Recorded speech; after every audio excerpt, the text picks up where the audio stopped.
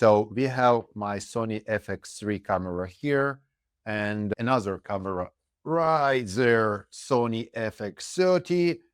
And my client says, oh, Victor, I want to have 10 hours of content, nonstop filming. Could you do this for me?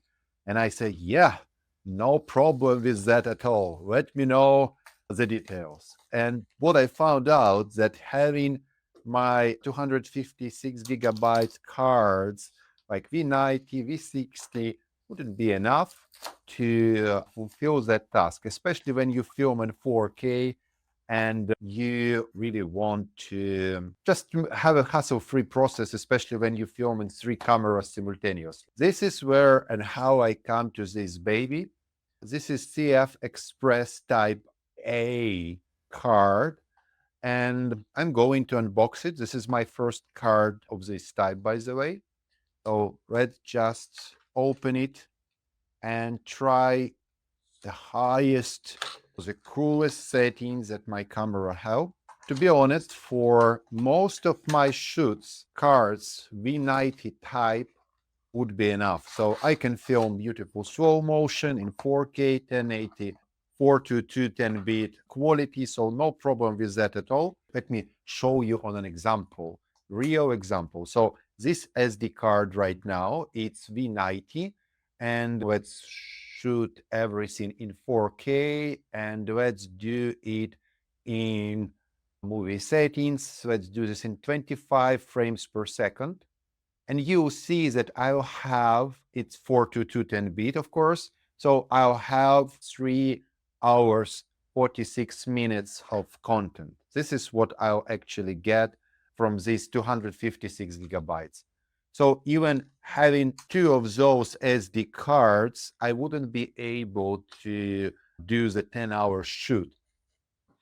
But having just one of these babies, I would be able potentially do much more.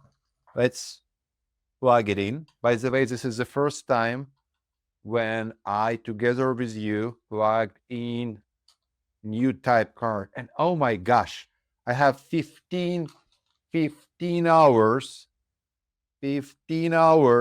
of filming. Let's say I want to film something in slow motion. Let's go to slow motions, and we film everything in 422 10-bit, and we want to render this in 25 frames per second. I really like this approach because it gives me more flexibility. By the way, movie settings, I can also set up everything in 100 frames per second and film everything almost in slow motion. But anyways, for B-rolls, this is our slow motion mode, and we have again 10 hours of shoot. So if we are talking about overall approach, I do not film anything in ProRes. It doesn't make sense for me at all. And for my clients, it can become a really big problem. By the way, when you have this card, what you have here, proxy settings, you can potentially have a proxy of this as well. I would say that I don't need any proxies. I'm not working with proxies. My computer is strong enough to handle the format, the files in an option as it is.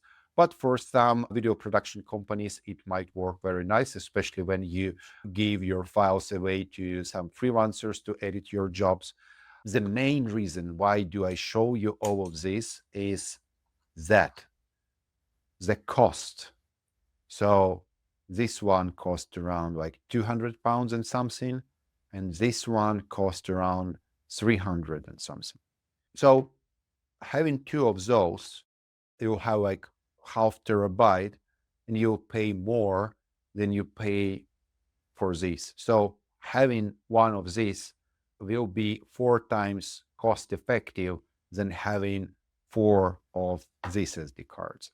So it's totally fine when you upscale it, or why another reason might be, by the way, to buy these cards. It's when you use several cameras, like for example, Sony ZV-E10 here, and Sony ZV-E10 doesn't support FXpress cards. It's only support SD cards.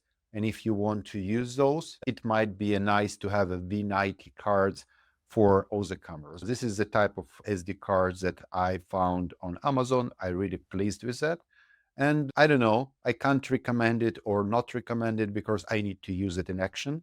But I'll let you know how it works and if I have any issues in future.